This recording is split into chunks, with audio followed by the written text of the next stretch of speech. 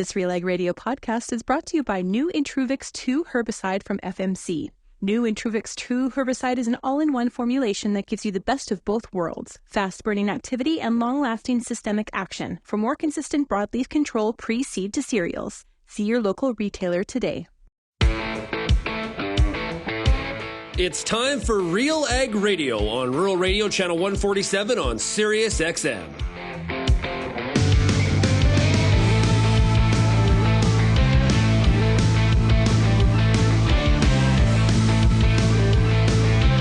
RealAg Radio and RealAgriculture.com is your home for insight and analysis of the issues that are impacting your farm business. Let's get real and get connected with RealAg Radio.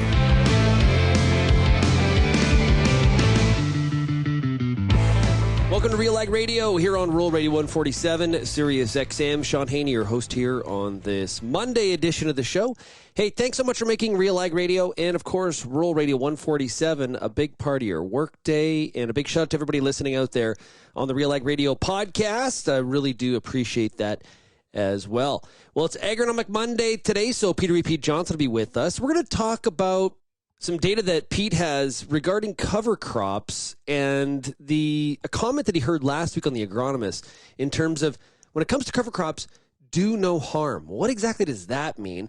We're also going to talk about the impact that drainage potentially has on nitrates getting into the water, and what are some of the strategies to reduce that? Can we do it agronomically, or is the issue more some of the goals that people have in place? We got that in a whole lot more. We'll also be joined by Tim Criddle. He is with SeedMaster for a product spotlight. They've made some big updates to the Ultra SR, which is a pretty impressive unit, and Tim's going to talk about that. And then we've got time today for the top ag news stories today. Kind of big news in the Toronto Star today about the future of the carbon tax from the Liberals' perspective. Conservatives are trying to axe the tax, and it sounds like the Liberals are going to do a bit of a rebrand because they're losing the communication battle. So that's going to be interesting. I've got some other stuff in the news there, of course, as well. If you have any feedback on today's show, you can send me an email, shaney@realagriculture.com. You can also find us across all the different social media platforms. You also can call the RealAg feedback line. That number is 855-776-6147. Well, if you listen to Friday's show, which we had a lot of fun because Lindsay and I and Kelvin were in person, which we rarely get to do, maybe a couple times a year. We had a lot of fun. It was great.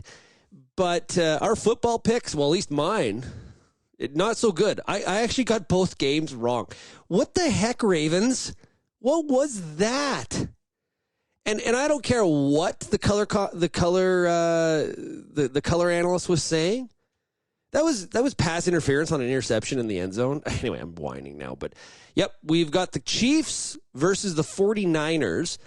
And I had mentioned that I was going with the Lions because that just felt like the right thing to do based on Southwestern Ontario and all the Lions fans. And yeah, the 49ers ended up in the second half being what we thought they were. At the half, 49er fans were probably like, get Purdy out of here. Cut him. We need to draft a quarterback, right? He can't get us across the line. And then all of a sudden, Brock Purdy was the amazing Brock Purdy in the second half. It was a tale of two halves. The Lions just couldn't sustain it for four quarters.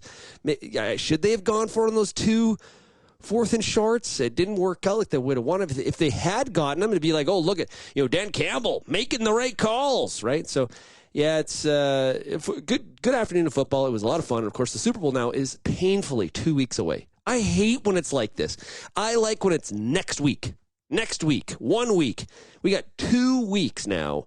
As my wife said, my wife texted me last night because we're in the same place. I'm out of town, and she said, I hope we get to watch this. I'm looking forward to watching the Super Bowl. What has happened? There's something like Taylor Swift has brought $350 million in added value to the NFL this season based on her participation in that box. That is incredible. As Greg Stamp, local Southern Alberta farmer, tweeted, we got to get her interested in farming. Very good point, Greg. So 49ers, Chiefs, hope you enjoyed the football. And we're back at it this week talking agriculture, and we'll do that when we come back. You're listening to RealAg Radio, Rural Radio 147.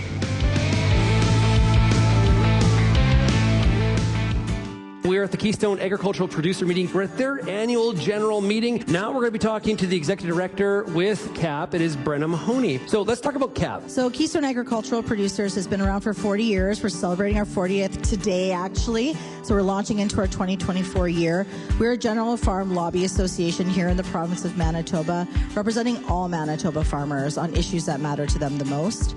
But I think an important message to get across about what's happened over the past year with CAP is the board has been working on a new strategic plan to position us to be able to deal with the advocacy issues that we're having, to make sure that we're doing the right engagement and outreach with not only members, but the public, government, decision makers, and also making sure that we're aware of what's the regulatory modernization environment, that it's a moving target.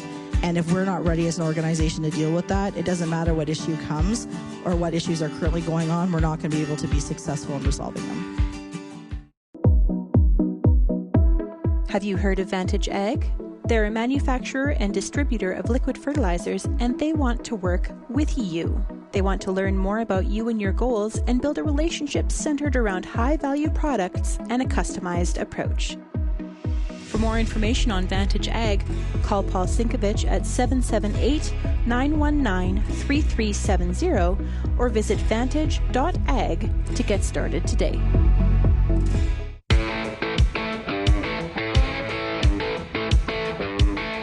And welcome back to RealAg Radio here on this Monday. We're talking agronomics today. We're joined by Peter Wheatbeat Johnson, of course. Hey, Pete, how was your weekend? My weekend was awesome. Thanks, Shaun. Just lots of fun, lots of stuff that we went to the home show on the weekend. We're in the process of doing some renovations, and so got to wander through, learn some stuff, right? I'm such an agronomist. I have good knowledge in a very narrow area. So when you get outside that, boy, I can learn a ton. Are you doing these home renos yourself? Are you insane?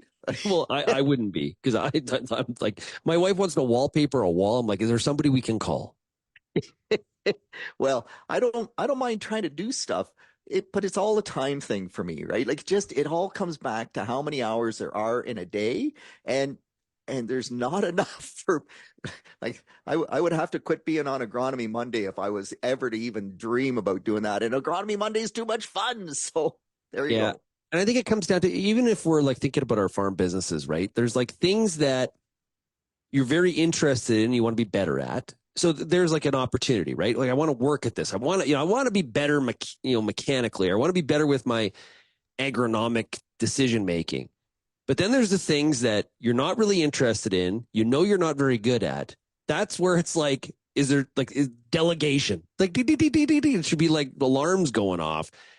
And I know I'm not good at stuff like that. And I know I'm not really that interested in learning, because I know I won't be good at it. That's the other part of it. And then when we make a mistake and it'll just stick out like a sore. It's sort of like, when you screw up with the air drill or the seeder or the sprayer right next to the highway, it drives you nuts. That's exactly what would happen with home renovations. So by the way, when you screw up with the air seeder right by the highway, that's called a test plot, Shaun. That's not a screw up. I meant to do this. I meant to do this. Yeah, exactly. But yeah, 100%. And you really should take two steps back and say, what do I have fun doing? Because if it's not fun, man, my rule is always, if you're not having fun doing what you're doing, change jobs. So you've got to enjoy what you're doing. And then the other thing is, don't take time away from what like the dairy farmer or the hog farmer that makes their money in the barn. If going to the field takes time away from you doing what you need to do, where the money really comes from, don't go to the field. Hire somebody to do it. Hire an agronomist to tell you what to do. And I'm not trying to promote agronomists per se, but it's just an example, right? You're way better off to hire the expertise when you don't have it, or when you don't have the time for it. I think that's almost more the crux of the issue. Yeah, and it also comes down to when people are doing, I think, like enterprise analysis, right?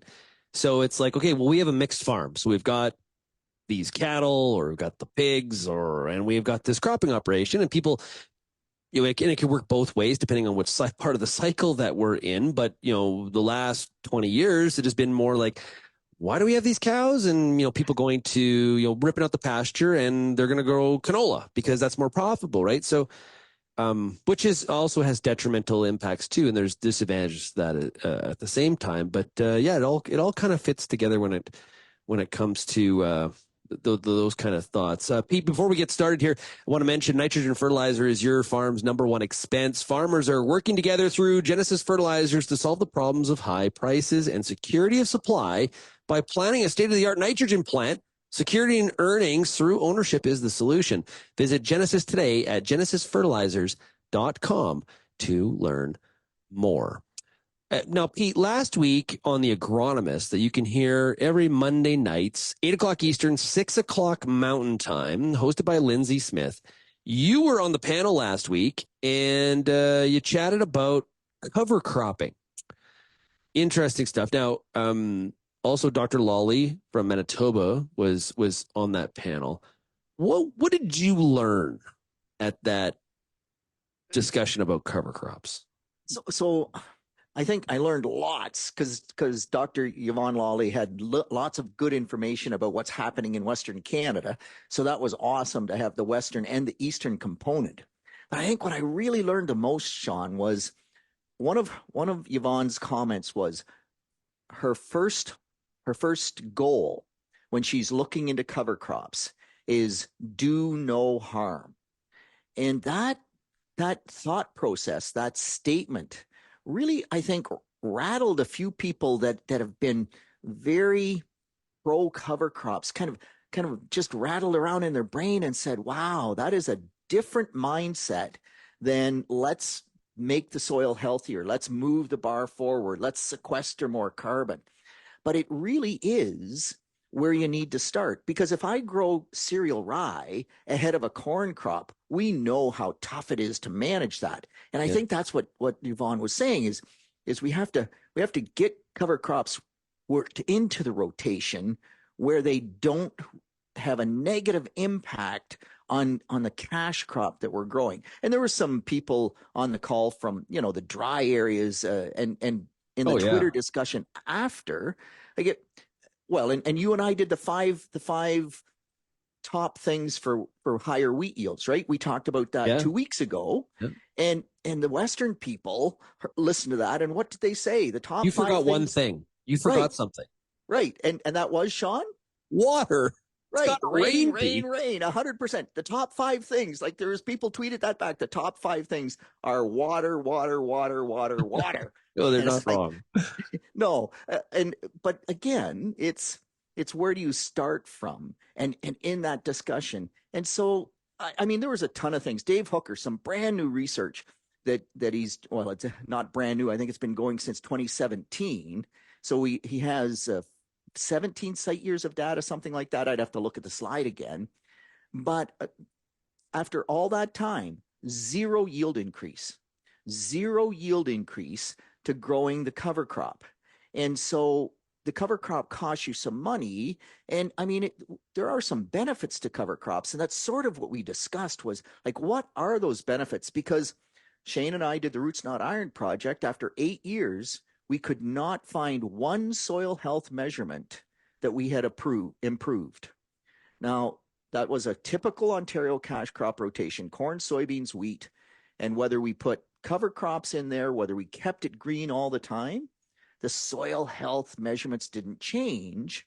And you say, well, no yield and no measurable soil health improvement. And remember, Shaun, we're not even sure if we're measuring the right things for soil health. So I think we have to be really cautious about how we interpret that. But Shane and I used every metric that was out there. And at the end of the day, there was no difference. And so, the people were just kind of saying, well, man, what is the benefit then? I got rattling in my brain right now.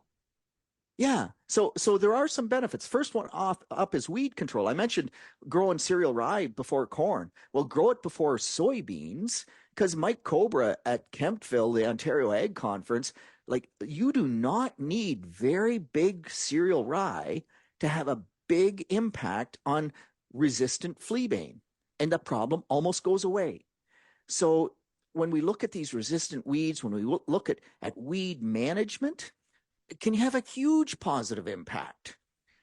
When we look at nitrogen fixation, so in Dave Hooker's trials where he got no yield benefit, he could get a massive nitrogen benefit to red clover. He didn't, I mean, in that particular trial, he was getting about 5 bushel yield increase. The other long-term data is about an 8 bushel yield increase. So the two numbers aren't too far away, but in terms of the statistical analysis there, the red clover didn't give him enough to be statistical. But the oat cover crop, the 3-way cover crop, the 10-way cover crop, were giving 1 bushel or at the most 2 bushel, which is chatter in the data, man. Like it just, so no yield. So you have to look at those other benefits. So here's one benefit that I hadn't really thought about. Really cool. I was at the Cereal Crop Committee meeting last week, and Chuck Ammett, he's a director with GFO in Northern Ontario. Okay. And you would say, okay, that's cool. And he's all agaga over oats, Shaun. And I think it's cool. And the reason he's all agaga over oats is they can grow good oats. They have a good oat market, but you can't get enough on the stinking truck and transportation kills you. But he said now that he's gone to this, like the top end technology that he can pull out of his Green Star system, that when he does tillage with his high-speed disc, if he's following the oat crop, he goes 2 miles an hour faster and he uses 17% less fuel doing the job. And he said, so he grows canola, that's the worst by far. The oats are the 2 mile an hour, the 17% more fuel efficient versus the canola. Soybeans are in the middle, and those are the 3 crops he grows. And he just says, so that's an intrinsic value, and it shows you that you're improving soil structure, you're improving the friability of that soil. And I mean, I'm sure from a rotation benefit, there's yield improvement to the rotation, but like some of those things we simply can't measure and we don't think about. And that was a really interesting conversation that I had with Chuck. Like wow. Okay, so we got governments pumping serious money and serious promotion and trying to encourage farmers to put in cover crops for reasons that we can't actually scientifically prove. Because if it was just about weed control, there's not the money going into it like there is. So there seems a real disconnect here. Like, and even amongst the farming public, there's a disconnect. We've got a whole bunch of people that don't want to see any benefit. We've got evangelists for cover crops that cover crops could do, like they are perfect. They could do no wrong. They are the ultimate.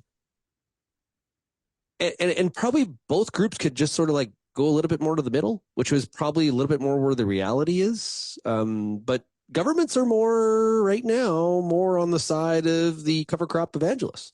When I was in South Dakota, and so in South Dakota, through their conservation program, they will pay you $70 an acre to plant a cover crop. And that's in South Dakota. South Dakota. That was the number that was put out there. That's not exactly that is South Dakota is not exactly the most left of governments. So it's like that's $70 an acre. Wow. Yeah. And if you plant wheat, you can get up to, I think they said $10 an acre, perhaps 12, right? Wheat loses again. Yeah. Well, and so my presentation, and it was to the South Dakota No-Till Association. And I mean, gosh, if you're going to go no-till, it really makes a difference whether you rotate or not. Trying to go no-till without a good rotation is so much more difficult. But the data is clear. I showed them reams of data from all over the place, not just Ontario, but from Maryland, from Michigan, from Ohio, from even from South Dakota, from their own state, where rotation has a massive impact on soil resiliency, on what yield you get when it gets dry. And what's the biggest crop failure reason in South Dakota? It's called drought, right? Mm-hmm. And so if they keep wheat in the rotation, they're far more drought resistant or resilient, call it whatever you will. Like they don't get the disasters that they do if wheat's not in the rotation. We can't say that for cover crops at all. There is zero data to support that. And the one farmer at my end of my presentation, he said, so how do we get the government to realize that and give us the $70 to grow the wheat crop and the $10 or $12 to grow the cover crop? And it's kind of like, well, yeah, we do not. And by the way, Shaun, you know that I'm a huge cover crop proponent. I've used cover crops. Oh, no, this isn't about being anti-cover crop. This is just like trying to bring reality to the discussion here about what we're doing, what the benefits are, and where the incentives are being placed by provincial, state level, and federal politicians. Yeah, and 100% with you. Like, I think cover crops are great, and we need to continue to develop.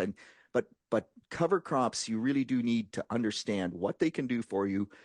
Sometimes, if I have wireworm, man, I want brown mustard or buckwheat because I can actually significantly reduce my wireworm population with those cover crops. But if I'm growing corn, I do not want cereal rye. And so, like, picking the cover crop, understanding where its function is and what the benefit can be, we got to get better at that for sure. Okay, Pete, we got to take a break. We've got more coming up here on Agronomic Monday on RealAg Radio. We'll be back right after this.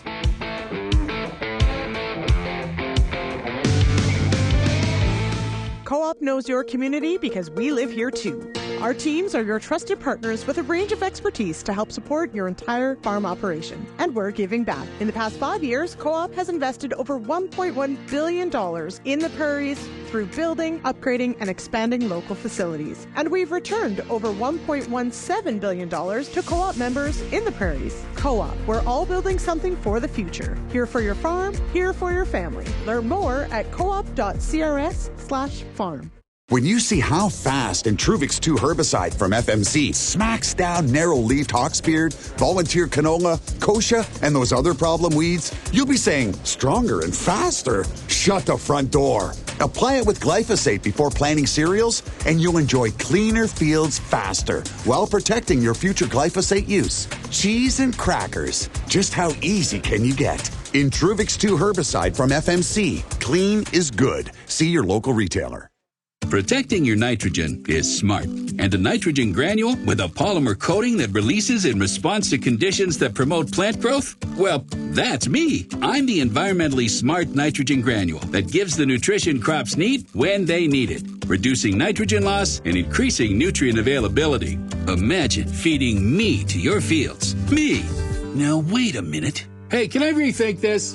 ESN Environmentally Smart Nitrogen Fertilizer. Learn more at smartnitrogen.com.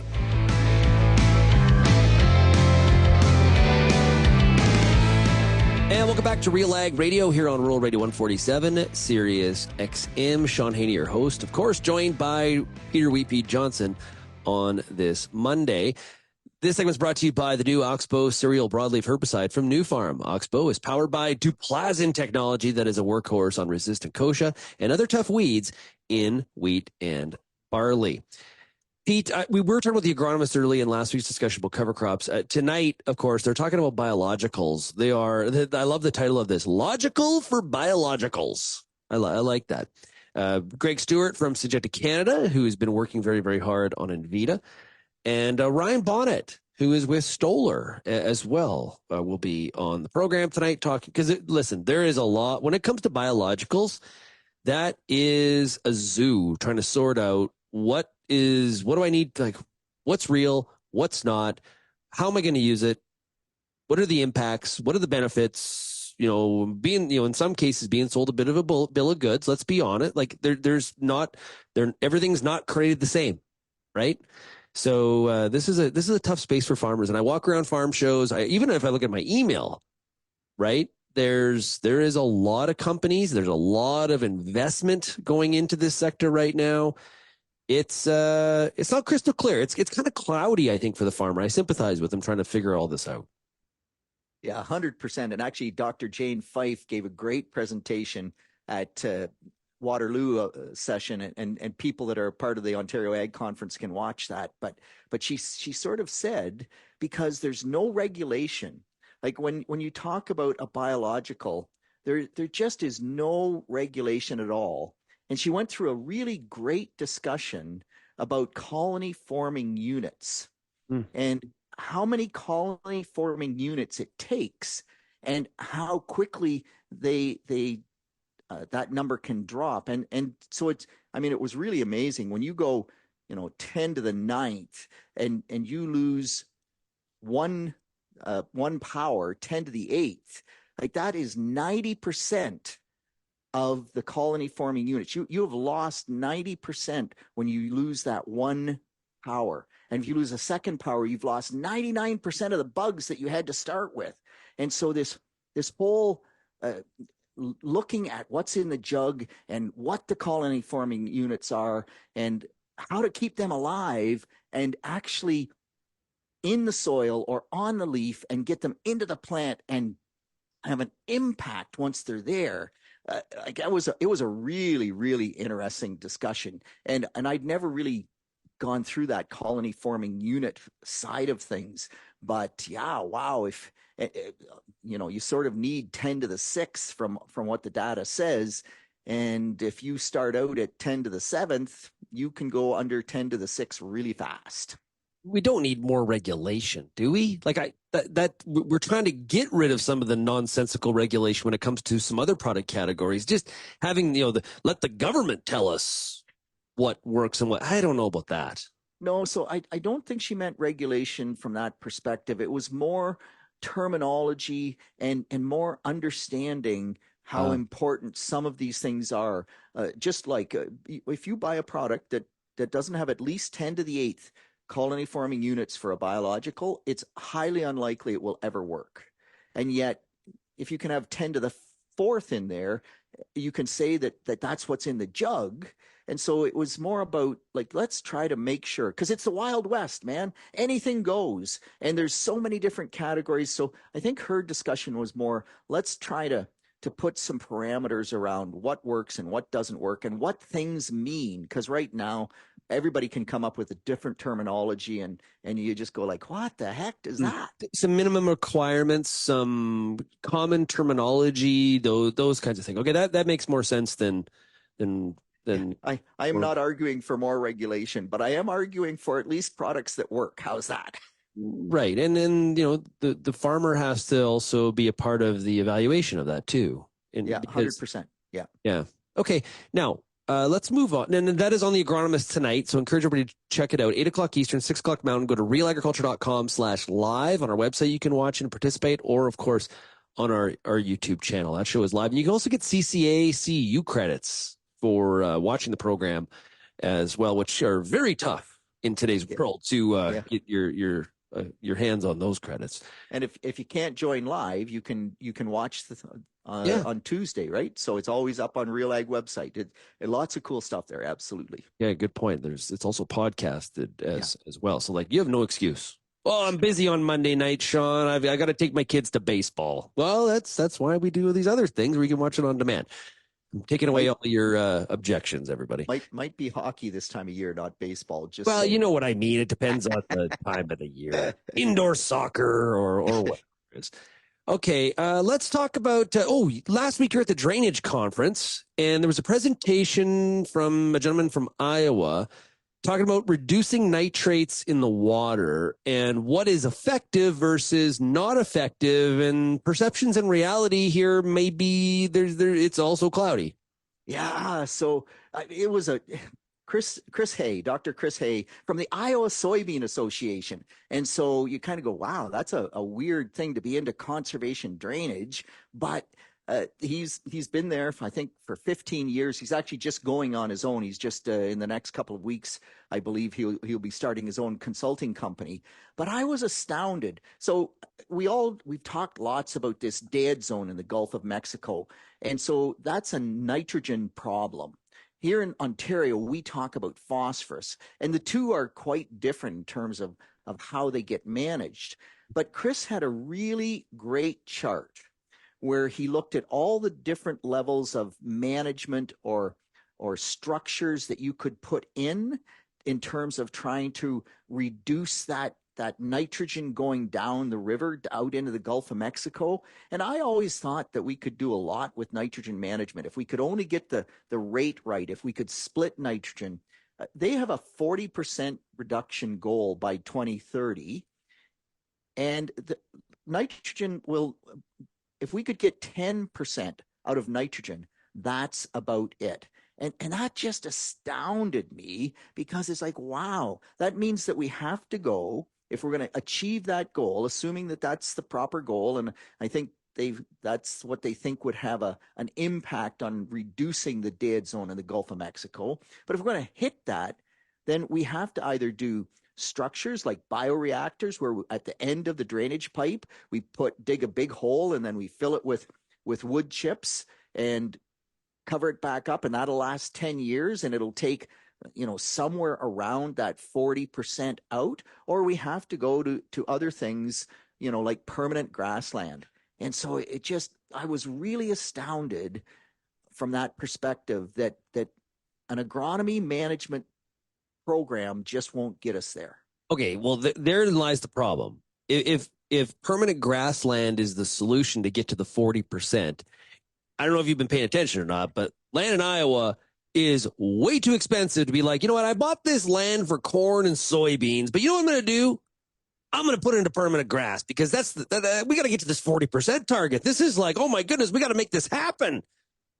No, you're not. It tells me totally that maybe the problem here is not what farmers are doing. Maybe the problem is whoever came up with this 40% goal is the one that's out of touch. And we need to change the goal, because it's not actually practical and it's not in reality, unless we're going to take a whole bunch of land out of food production. Okay, so first off, Shaun, the one thing that you say that I will disagree, I rarely disagree with you, but I will disagree in terms of the environmental impact of agriculture has to matter. And so when you say the 40% is wrong, I don't know if it's right or wrong, but if that's what it takes to clean up the Gulf of Mexico, somehow we got to figure it out. I agree with you. But maybe it doesn't happen at the farm. Maybe the okay, where does it happen then? I don't know. That's the problem. So I mean, he gave a great example. The city of Des Moines, right? City of Des Moines, through the summertime, there's so much nitrogen in the Des Moines River, and that's their water supply. So they had to build a reverse osmosis treatment station to take the nitrate out of the water, because they no longer could put it in the pipes to service the people of the city of Des Moines. And so it cost them $10,000 a day to run that. And they run it pretty much all summer long, because after the farmers start growing the crop and the water comes and the tiles run, there's nitrate in the water. Okay, so we got a problem. Yep. $10,000 a day. And you go like, wow, this is a chunk of change. But then I said to Chris, so how many people does that service? And he said, well, it's more than just the city of Des Moines. It's the greater area. So it's about 500,000 people. So you do that math. It's like, that's a lot, right? So it's, that's very cheap. It's 2 cents per person per day. It's like, who cares? Yeah. The problem is that that's only the water that the people in Des Moines drink. It does nothing at all to help the fish and the dead zone in the Gulf of Mexico. And so there are things that we can do. I mean, the nitrogen helps. Cover crops can help. There is one place where cereal rye will reduce the nitrogen in the tile significantly. So, there is some management there. But end of pipe, the problem is that the cost to treat it at end of pipe, at the end of the tile drain, which we can do through these bioreactors or through saturated buffers, they work. They would get us over that 40% goal, just kind of to that 40% goal. But it costs so much to build them. And so who pays to put those in place? And I mean, they're doing some cool things. They really are. They call it batch and build. They'll go in, they'll get 40 farmers in an area that are all willing to let that happen, and they'll go in and build them for them. Doesn't cost the farmer anything. And then they actually give the farmer a bit of money because there will be a bit of an inconvenience. So there are some things that they can do, but I don't think we can ignore the environmental aspect. And you're right, though. Like, to take 300 bushel corn, 80 bushel soybean land out of production. That's a hard stretch for me. Yep. Now, you keep on mentioning tile and the end of the pipe. Are we going to face a lot of pushback? Because we already are in some regions, but is tile drainage going to be looked upon as like the enemy, so to speak, by some people? If like, do you see where I'm going with that? Like, okay. Yeah. So tile drainage has increased crop productivity massively. Oh, immensely. Oh my goodness. Right. And so and there's some real benefits. So we know that if you tile drain the farm, and this is Iowa data, by the way, Shalimar Armstrong, his data, and it clearly shows that if I have tile drained ground, I can get higher yields with less nitrogen. Okay. So if I don't have the tile in, it takes me more nitrogen to get less yield. So the nitrogen may not be going out the tile, but now think about greenhouse gases and all that added nitrogen, and it's going to go through that denitrification process, and we're going to end up with more nitrous oxide in the atmosphere, and that's a huge greenhouse gas. So there's these trade-offs that when you only look at the dead zone in the Gulf of Mexico, you aren't looking at all the other trade-offs. Yeah. And so will tile be looked at as the enemy? Tile are a transport system for water. And Eileen Kladivko's data out of Purdue University is quite clear. The more water comes out of the tile, the more nutrients you lose. It's just the way it is. So it's an unintended consequence of high productivity and of actually better nutrient use efficiency. So do they have, so it's like an unintended consequence. So we got to figure out how to solve the unintended consequence. But again, it's just not as easy as I thought it would be. Yeah, right. No easy answers. And the super smart people in some of these areas of research, this is why it's important to have funding for this kind of research to go on, because if we're going to find answers, it's going to be through some of the research and some of the innovation that companies are working on. Like, there's a lot of ways to solve problems. Pete, fantastic stuff. This has been a lot of fun today. And you're going on holidays, so be careful. Put sunscreen on that forehead. Oh yeah. So for me, Shaun, coming home a pasty white boy is a big win. Well, take care of yourself. Hey, Pete, thanks a lot. Have a great week, and we'll chat with you again next week. Super. Thanks, Shaun. Okay, we'll be right back on RealAg Radio. We've got a product spotlight with SeedMaster. We'll be right back right after this.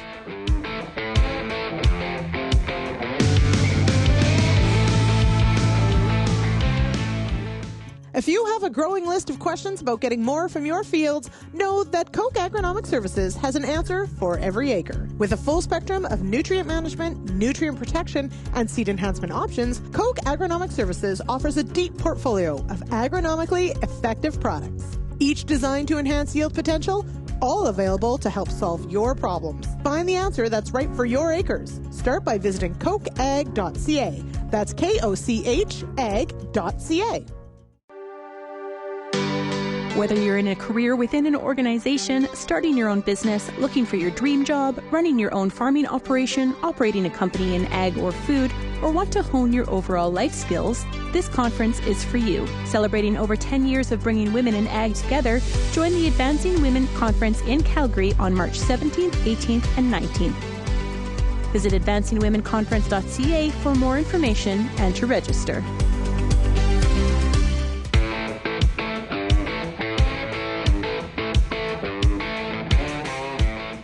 Welcome back to RealAg Radio. We're now going to do a product spotlight with SeedMaster. Fortunate to be joined right now by Tim Criddle. He is SeedMaster's Global Sales Director. Tim, how are you doing?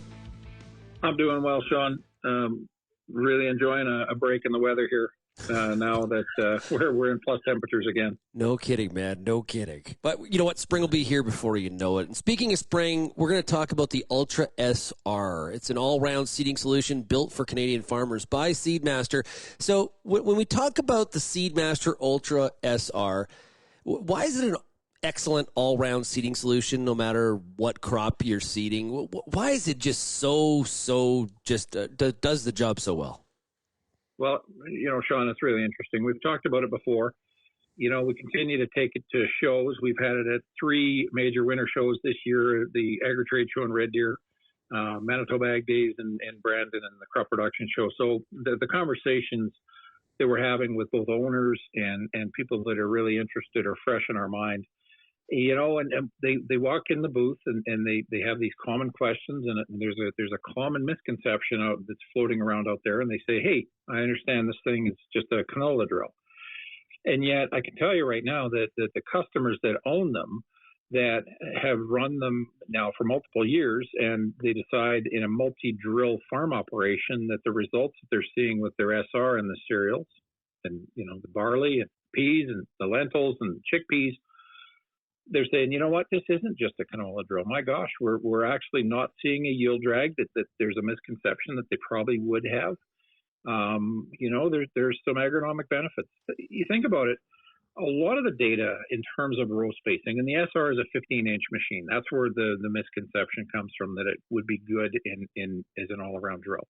So much of the spacing data comes from the 80s when we were practicing conventional tillage, and we weren't really building up good organic matter in the soil. Certainly the moisture profile was we were drying the soils out, tilling them. Today the practices are so different. When you've got zero till, you've got a strong organic matter in the soil. The soil is healthy. We've got really good moisture retention.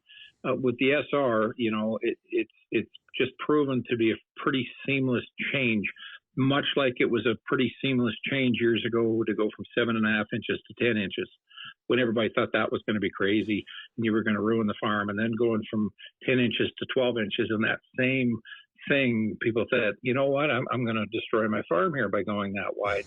And the jump to 15 inches is proven to be exactly the same seamless change without the yield drag, and actually some agronomic benefits. You get into cereals, you get into cereals, Shaun, and the canopy takes a couple more days to close, but it does close, and it gives you a wider window to spray.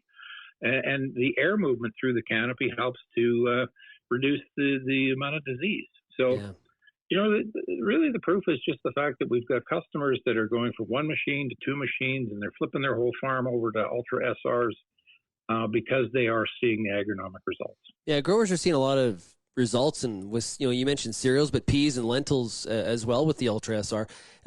If a grower is interested in seeding at 12-inch spacing, can they do that with an Ultra SR? Well, that's the thing. Yes, they can now. We've listened. I mean, at the end of the day, whether there's an agronomic benefit or not, we want to make sure that we are a seeding solution supplier of choice, and we want to make sure that the solutions that we provide that don't have any mental roadblocks attached to them. And so we've developed an inline opener system, with our twin knives. The fertilizer knife runs ahead of the seed knife, and the seed knife trails, behind a little bit higher and off to the side. So we have that seed and fertilizer separation. And that is it places everything at 15 inches. But we can put an inline system on now where we can have the seed knife with a side band, so it can still place, the canola, all seed the way our traditional twin knife can be used. But we can also knock that seed knife off and replace it with a 3-inch paired row.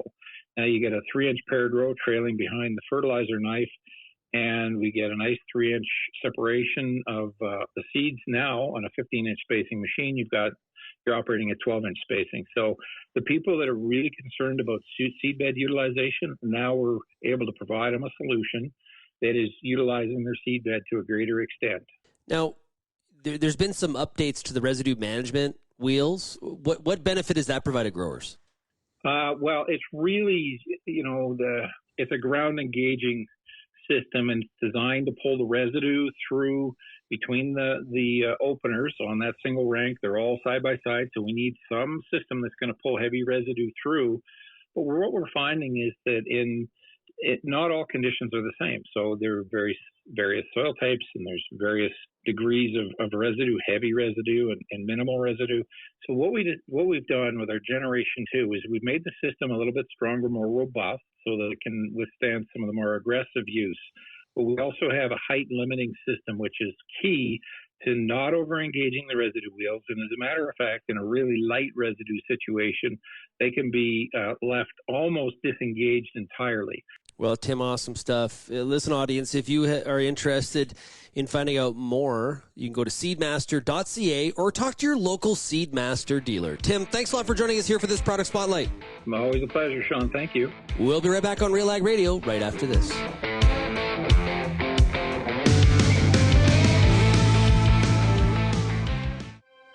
CDC Endure is a new oat line from Alliance Seed. High yielding with excellent disease resistance and the quality end users ask for, all in one great oat variety.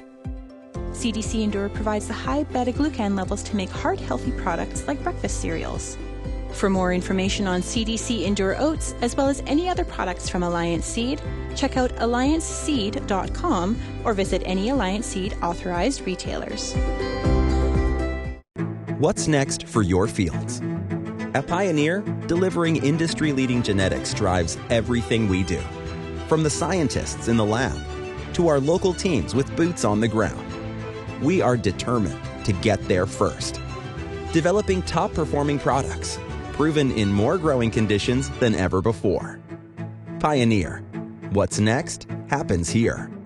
Visit pioneer.com/Canada to learn more.